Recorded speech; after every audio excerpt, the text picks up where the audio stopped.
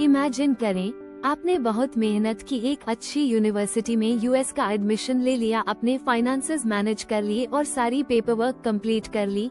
लेकिन जब आप स्टूडेंट वीजा इंटरव्यू के लिए गए तो आपका वीजा रिजेक्ट हो गया, कभी कभी तो 2 मिनट के अंदर ही। अफसोस की बात यह है कि ये अब इंडियन स्टूडेंट्स के लिए बहुत कॉमन हो गया है, खासकर जो F1 वीजा के लिए अप्लाई कर रहे हैं। 2025 में F1 वीजा रिजेक्शन रेट लगभग 41% तक पहुंच गया है, जो पिछले एक दशक में सबसे अधिक है। इस बढ़ती हुई रिजेक्शन रेट के पीछे कई कारण हैं, जैसे कि टाइटन्ड वीजा पॉलिसीज, इंक्रीज्ड स्क्रूटनी और एप्लीकेंट्स का वीजा इंटरव्यू में अपने इंटेंट को सही से एक्सप्रेस न कर पाना। एक कॉमन रीजन है सेक्शन 214(b) के तहत रिजेक्शन, जहां वीजा ऑफिसर को लगता है कि एप्लीकेंट यूएस में परमानेंटली सेटल होना चाहता है, न कि सिर्फ स्टडी पर्पस के लिए जा रहा है। इसके अलावा कुछ स्टूडेंट्स को इसलिए रिजेक्ट किया गया क्योंकि उन्होंने इंटरव्यू में बताया कि वे इंडिया में रहते हुए एक यूएस बेस्ड कंपनी के लिए रिमोटली काम कर रहे हैं, जिसे ऑफिसर ने अनऑथराइज्ड यूएस एम्प्लॉयमेंट समझ लिया। इंटरव्यू के दौरान नर्वसनेस, इनकंसिस्टेंट आंसर्स या अनक्लियर फाइनेंशियल डॉक्यूमेंटेशन भी रिजेक्शन के कारण बन सकते हैं। इसलिए इंटरव्यू में कॉन्फिडेंट रहना, अपने स्टडी प्लान्स और फाइनेंशियल्स को क्लियरली एक्सप्लेन करना और अपने होम कंट्री के साथ स्ट्रॉन्ग टाइज दिखाना बहुत जरूरी है। रीअप्लाइंग फॉर F1 वीजा भी गारंटी नहीं देता कि आपको अप्रूवल मिल जाएगा, खासकर अगर पहले के इंटरव्यू में कुछ मेजर रेड फ्लैग्स थे। इसलिए पहली बार में ही अच्छी प्रिपरेशन के साथ जाना सबसे बेहतर होता है। In short, F1 visa interview में सक्सेस पाने के लिए जरूरी है कि आप अपने इंटेंट को क्लियरली कम्युनिकेट करें, सभी डॉक्यूमेंट्स वेल ऑर्गेनाइज्ड रखें और अपने आंसर्स में कंसिस्टेंसी बनाए रखें। प्रॉपर प्रिपरेशन और ऑनेस्ट कम्युनिकेशन ही आपके यूएस स्टडी ड्रीम को रियलिटी बना सकते हैं। अब इंडियन स्टूडेंट्स के लिए F1 वीजा रिजेक्शन रेट बढ़ गया है, जबकि अमेरिका में पढ़ाई का सपना अभी भी उतना ही स्ट्रॉन्ग है।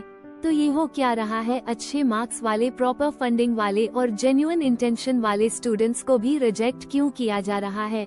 सबसे बड़ी वजह है कि वीजा ऑफिसर्स को इस बात का भरोसा नहीं होता कि स्टूडेंट अपनी पढ़ाई के बाद वापस इंडिया लौटेगा।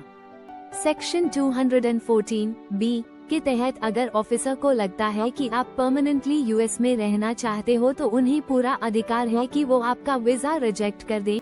और दुख की बात यह है कि वो हमेशा अपनी रीजन क्लियर नहीं बताते। सेक्शन 214(b) के तहत वीजा ऑफिसर को एप्लीकेंट को नॉन इमिग्रेंट मानने की बजाय इमिग्रेंट मानने का डिफॉल्ट असम्पशन होता है। इसका मतलब है कि एप्लीकेंट को ये साबित करना होता है कि वह अमेरिका में टेम्पररी स्टे के बाद अपने होम कंट्री लौट आएगा। अगर एप्लीकेंट यह नहीं दिखा पाता कि उसके पास स्ट्रॉन्ग टाइज है, जैसे कि स्टेबल जॉब, फैमिली कमिटमेंट्स या प्रॉपर्टी ओनरशिप, तो वीजा ऑफिसर को शक हो सकता है कि एप्लीकेंट अमेरिका में परमानेंटली सेटल होना चाहता है। एक रेडिट यूजर ने बताया कि उन्होंने माइक्रोसॉफ्ट में 10 साल काम करने के बाद एक मास्टर्स प्रोग्राम के लिए अप्लाई किया, लेकिन उनका वीजा सेक्शन 214(b) के तहत रिजेक्ट हो गया। उन्होंने अपने फाइनेंशियल्स, करियर गोल्स और फैमिली टाइज के बारे में बताया, लेकिन फिर भी रिजेक्शन मिला। इससे ये पता चलता है कि वीजा ऑफिसर्स के डिसीजंस कई बार एप्लीकेंट्स के एक्सपेक्टेशंस से अलग हो सकते हैं। एक अन्य केस में एक स्टूडेंट ने बताया कि उन्होंने इंटरव्यू में बताया कि वे इंडिया में रहते हुए एक यूएस बेस्ड कंपनी के लिए रिमोटली काम कर रहे हैं। इस पर वीजा ऑफिसर ने समझा कि एप्लीकेंट अमेरिका में अनऑथराइज्ड एम्प्लॉयमेंट कर रहा है और वीजा रिजेक्ट कर दिया। ऐसे केसेस में कम्युनिकेशन क्लैरिटी बहुत जरूरी होती है। वीजा इंटरव्यू के दौरान नर्वसनेस, इनकंसिस्टेंट आंसर्स या अनक्लियर फाइनेंशियल डॉक्यूमेंटेशन भी रिजेक्शन के कारण बन सकते हैं। इसलिए इंटरव्यू में कॉन्फिडेंट रहना, अपने स्टडी प्लान्स और फाइनेंशियल्स को क्लियरली एक्सप्लेन करना और अपने होम कंट्री के साथ स्ट्रॉन्ग टाइज दिखाना बहुत जरूरी है। रीअप्लाइंग फॉर F1 वीजा भी गारंटी नहीं देता कि आपको अप्रूवल मिल जाएगा, खासकर अगर पहले के इंटरव्यू में कुछ मेजर रेड फ्लैग्स थे। इसलिए पहली बार में ही अच्छी प्रिपरेशन के साथ जाना सबसे बेहतर होता है। In short, F1 visa interview में सक्सेस पाने के लिए जरूरी है कि आप अपने इंटेंट को क्लियरली कम्युनिकेट करें, सभी डॉक्यूमेंट्स वेल ऑर्गेनाइज्ड रखें और अपने आंसर्स में कंसिस्टेंसी बनाए रखें। प्रॉपर प्रिपरेशन और ऑनेस्ट कम्युनिकेशन ही आपके यूएस स्टडी ड्रीम को रियलिटी बना सकते हैं। कई स्टूडेंट्स कहते हैं कि उन्होंने इंटरव्यू में कॉन्फिडेंटली सब सवालों के जवाब दिए, university admission, bank loan, sponsors के बारे में बताया, फिर भी उन्हें रिजेक्ट कर दिया गया। इंटरव्यू के दौरान मिसकम्युनिकेशन भी एक मेजर रीजन है। एक स्टूडेंट का केस ले जो इंडिया में रहते हुए एक यूएस कंपनी के लिए रिमोटली काम कर रही थी। उसने इंटरव्यू में ये बताया, लेकिन ऑफिसर ने गलत समझा और मान लिया कि उसने इलीगल तरीके से यूएस में काम किया है। इसी मिसअंडरस्टैंडिंग की वजह से उसका वीजा रिजेक्ट हो गया। उसने क्लैरिफाई करने की कोशिश की, फिर भी वीजा नहीं मिला। ऐसे केसेस में यह जरूरी है कि इंटरव्यू में अपने एम्प्लॉयमेंट स्टेटस को क्लियरली एक्सप्लेन करें और यह भी बताएं कि आप इंडिया में रहकर काम कर रहे हैं, न कि यूएस में। अगर वीजा ऑफिसर को ये लगे कि आपका इंटेंट यूएस में सेटल होने का है तो वह आपके वीजा को रिजेक्ट कर सकते हैं। इसलिए इंटरव्यू के लिए प्रिपरेशन करते समय अपने आंसर्स को कंसाइज और क्लियर रखें, अपने डॉक्यूमेंट्स को वेल ऑर्गेनाइज्ड रखें और अपने होम कंट्री के साथ स्ट्रॉन्ग टाइज दिखाएं। प्रॉपर प्रिपरेशन और ऑनेस्ट कम्युनिकेशन ही आपके यूएस स्टडी ड्रीम को रियलिटी बना सकते हैं। अब इंडियन स्टूडेंट्स के लिए F1 वीजा रिजेक्शन रेट बढ़ गया है, जबकि अमेरिका में पढ़ाई का सपना अभी भी उतना ही स्ट्रॉन्ग है। तो ये हो क्या रहा है, अच्छे मार्क्स वाले, प्रॉपर फंडिंग वाले और जेन्युइन इंटेंशन वाले स्टूडेंट्स को भी रिजेक्ट क्यों किया जा रहा है? सबसे बड़ी वजह है कि वीजा ऑफिसर्स को इस बात का भरोसा नहीं होता कि स्टूडेंट अपनी पढ़ाई के बाद वापस इंडिया लौटेगा। सेक्शन 214(b) के तहत अगर ऑफिसर को लगता है कि आप परमानेंटली यूएस में रहना चाहते हो तो उन्हें पूरा अधिकार है कि वो आपका वीजा रिजेक्ट कर दें। और दुख की बात ये है कि वो हमेशा अपनी रीजन क्लियर नहीं बताते। कई स्टूडेंट्स कहते हैं कि उन्होंने इंटरव्यू में कॉन्फिडेंटली सब सवालों के जवाब दिए, university admission, bank loan, sponsors के बारे में बताया, फिर भी उन्हें रिजेक्ट कर दिया गया। इंटरव्यू के दौरान मिसकम्युनिकेशन भी एक मेजर रीजन है। एक स्टूडेंट का केस लें जो इंडिया में रहते हुए एक यूएस कंपनी के लिए रिमोटली काम कर रही थी। उसने इंटरव्यू में ये बताया, लेकिन ऑफिसर ने गलत समझा और मान लिया कि उसने इलीगल तरीके से यूएस में काम किया है। इसी मिसअंडरस्टैंडिंग की वजह से उसका वीजा रिजेक्ट हो गया। उसने क्लैरिफाई करने की कोशिश की, फिर भी वीजा नहीं मिला। एक्सपर्ट्स का कहना है कि इंटरव्यू के दौरान क्लियर, शॉर्ट और सिंपल आंसर्स देना बहुत जरूरी है ताकि कोई कंफ्यूजन न हो। कुछ स्टूडेंट्स का रिजेक्शन इसलिए भी हो रहा है क्योंकि उनके वीजा फॉर्म में एरर्स होते हैं या वो ये क्लियरली नहीं दिखा पाते कि अपनी स्टडीज कैसे फंड करेंगे। अगर आप कह रहे हो कि आपके पेरेंट्स स्पॉन्सर करेंगे तो आपको proper bank statements, loan approval letters और दूसरे डॉक्यूमेंट्स दिखाने होंगे। अगर पेपर वर्क में कोई गैप या कंफ्यूजन हुआ तो रेड फ्लैग लग सकता है। और कभी कभी तो जब सब कुछ परफेक्ट लगता है तब भी वीजा रिजेक्ट कर दिया जाता है और यही इस ट्रेंड को और भी डरावना बना देता है। सिचुएशन और खराब इसलिए हो रही है क्योंकि यूएस में इमिग्रेशन को लेकर एनवायरनमेंट काफी टाइट हो गया है। इमिग्रेशन रूल्स और सख्त हो रहे हैं और पॉलिटिकल प्रेशर भी है कि फॉरेन एंट्रेंस की संख्या कम की जाए। अब स्टूडेंट वीजा ऑफिसर्स को और ज्यादा पावर और फ्रीडम मिल गया है कि वो बिना कोई स्पेसिफिक रीजन दिए किसी भी एप्लीकेशन को रिजेक्ट कर सकते हैं। इसलिए इंटरव्यू के लिए प्रिपरेशन करते समय अपने आंसर्स को कंसाइज और क्लियर रखें, अपने डॉक्यूमेंट्स को वेल ऑर्गेनाइज्ड रखें और अपने होम कंट्री के साथ स्ट्रॉन्ग टाइज दिखाएं। प्रॉपर प्रिपरेशन और ऑनेस्ट कम्युनिकेशन ही आपके यूएस स्टडी ड्रीम को रियलिटी बना सकते हैं।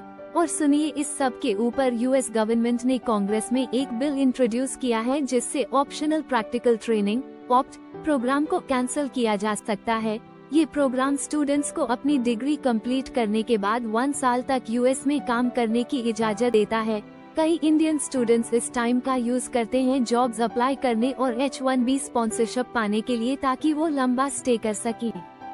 अगर ऑप्ट कैंसिल हुआ तो हजारों इंडियन स्टूडेंट्स जिन्होंने बड़े बड़े लोन्स लेकर यूएस में पढ़ाई की है उन्हें अपनी कोर्सेज खत्म होते ही इमीडिएटली लौटना पड़ सकता है बिना किसी जॉब एक्सपीरियंस और बिना अपनी इन्वेस्टमेंट रिकवर किए। इस बिल को fairness for high skilled Americans act of 2025 कहा गया है, जिसे कांग्रेसमैन पॉल गोजा ने इंट्रोड्यूस किया है। इसका उद्देश्य ऑप्ट प्रोग्राम को एलिमिनेट करना है जो कि इंटरनेशनल स्टूडेंट्स को ग्रेजुएशन के बाद यूएस में काम करने की अनुमति देता है। इस बिल के अनुसार ऑप्ट प्रोग्राम को कांग्रेस की एक्सप्रेस ऑथराइजेशन के बिना जारी नहीं रखा जा सकता। इसका मतलब है कि अगर यह बिल पास हो जाता है तो इंटरनेशनल स्टूडेंट्स को अपनी पढ़ाई खत्म होते ही यूएस छोड़ना पड़ सकता है, जब तक कि वे किसी अन्य वर्क वीजा जैसे H-1B के लिए क्वालिफाई न कर लें। ये डेवलपमेंट इंटरनेशनल स्टूडेंट कम्युनिटी में चिंता का कारण बन गया है, खासकर इंडियन स्टूडेंट्स के लिए जो यूएस में सबसे बड़ी इंटरनेशनल स्टूडेंट पॉपुलेशन में से एक है। ऑप्ट प्रोग्राम के तहत स्टेम फील्ड्स में पढ़ाई करने वाले स्टूडेंट्स को ग्रेजुएशन के बाद 3 साल तक यूएस में काम करने की अनुमति मिलती है, जो उन्हें वैल्यूएबल वर्क एक्सपीरियंस और पोटेंशियल H-1B स्पॉन्सरशिप प्राप्त करने का मौका देता है। अगर यह प्रोग्राम समाप्त हो जाता है तो ये स्टूडेंट्स के करियर प्रोस्पेक्ट्स और फाइनेंशियल प्लानिंग पर सिग्निफिकेंट इम्पैक्ट डाल सकता है। हालांकि इमिग्रेशन अटर्नीज का कहना है कि अभी पैनिक करने की जरूरत नहीं है, क्योंकि इस बिल के पास होने की संभावना कम है, लेकिन स्टूडेंट्स को अपने ऑप्शंस के बारे में अवेयर रहना चाहिए और ऑल्टरनेटिव प्लान्स तैयार रखने चाहिए। ये समय है कि स्टूडेंट्स अपने करियर गोल्स और इमिग्रेशन स्ट्रैटेजीज पर पुनर्विचार करें और आवश्यकतानुसार एडजस्टमेंट्स करें। आपने बिल्कुल सही कहा, आज के समय में यूएस में हायर एजुकेशन परस्यू करना पहले जितना स्ट्रेट फॉरवर्ड नहीं रहा। ट्रम्प एडमिनिस्ट्रेशन के दौरान कई इंटरनेशनल स्टूडेंट्स को छोटे लीगल इश्यूज या मिसअंडरस्टैंडिंग्स की वजह से वीजा कैंसिलेशंस का सामना करना पड़ा और कुछ को तो डिटेंशन तक झेलना पड़ा।